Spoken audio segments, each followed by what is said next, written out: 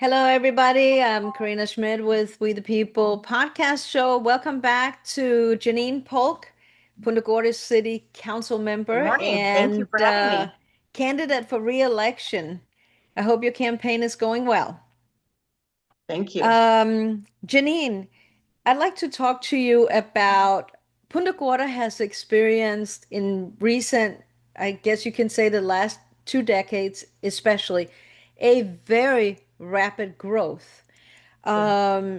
What do you see as the challenge, the issue with such rapid growth in terms of the infrastructure keeping up?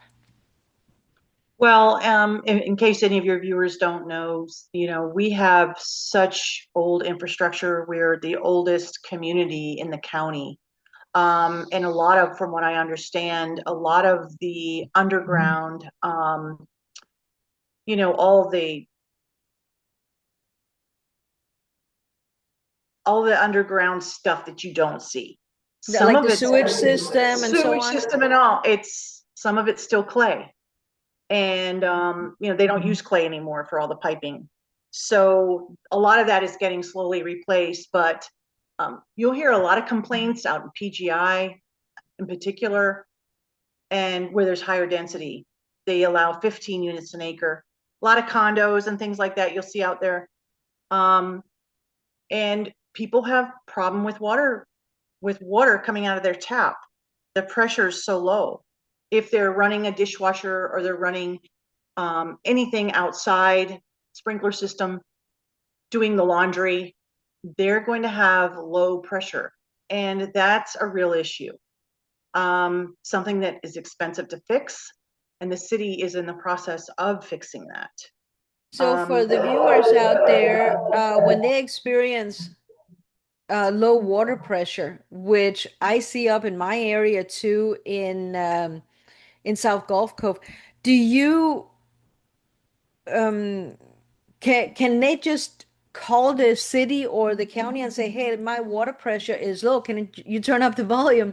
How does it work it's exactly? Can you It's help a us good idea. understand It's that? a good idea to call. Yeah, it's a good idea to call and let them know that your pressure is that low. They may be able to fix some. It could even be something on the outside of your own home, that you're in charge with. But we're finding that within the city, a lot of it is that the underground piping, maybe it wasn't large enough because back in the day when they developed it, they didn't plan for all this high density.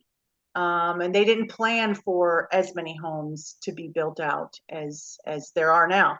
So, I mean, we're almost completely built out in the Punta Gorda Isles section and Burnt Store Isles. So, yes, it's a real problem. Now, in the downtown area, the infrastructure, it's more about flooding than anything. We're what's called a high hazard flood zone. Most of the city of Punta Gorda is high hazard flood zone. It is never recommended that you put 50 dwelling units an acre in a high hazard flood zone. It's just not. And part of that is the land development regulations and the entire scenario of, oh, we some people think we need 50 units an acre. We're not going to get anything built on one particular lot downtown, while others feel let's just keep this realistic, and let's make sure that our infrastructure is in place prior to allowing such a high density development. So Do you think those are that things. the council we have now in Punta Gorda, just to add on to this, as well as previous councils, have actually paid adequate attention to this issue as development has been approved? Or is it something that they're suddenly realizing, wow, we have a problem here that we did not seek adequate consultation on before we gave the green light to develop? What's your perspective? Well, this is the first city council that I know of that is doing a complete thorough flood study in the downtown area. And that flood study will help us, be able to navigate through what can we do? What can we do to make this better? We're not talking about Helene and Milton. We talked about that before, you and I. But Yes. we are talking about 2 foot tides that come up through our drainage system and have it completely flooded. And then we have 2 or 3 inches of rain. And then we may have several homes in downtown that begin flooding. That coupled with a little bit of wind. And so, those are things that we're looking at before pushing this 50 units an acre and 25 units an acre in my neighborhood in the historic district. High density is not going to help the problem. We have to face it. We have to work with it. It also impedes on our businesses locally because many of the businesses flooded, not just Milton and Helene, but they flooded prior to that in these no-name storms. They have to shut down for a week or two to clean up. Their insurance goes up, and it's a nightmare. And they So lose some, money. The businesses yeah, lose money every they time lose a that lot they, of I money. mean, if you're closed, you can't sell anything. It's pretty Absolutely. simply just the way it is, so that's So something this to city, take into consideration too, right? yes, yes, and this city council is really the first group that is acknowledging that, hey, we do have an issue. We need to look into how we're going to mitigate through it. And, let's face it, if we don't have a study, then there's no opportunity for a grant. You can only apply for grants if you have a study and you have everything in place.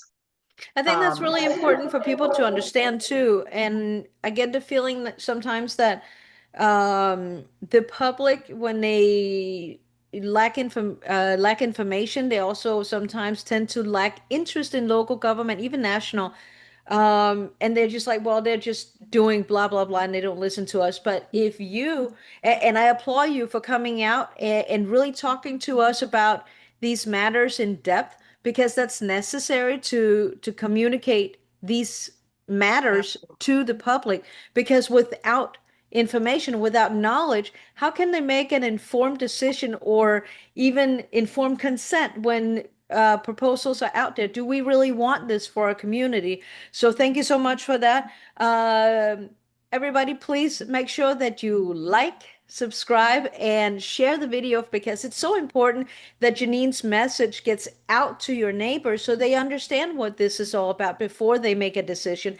Thank you so much for Thank being you. one that steps up Thank, and takes the time to educate our community.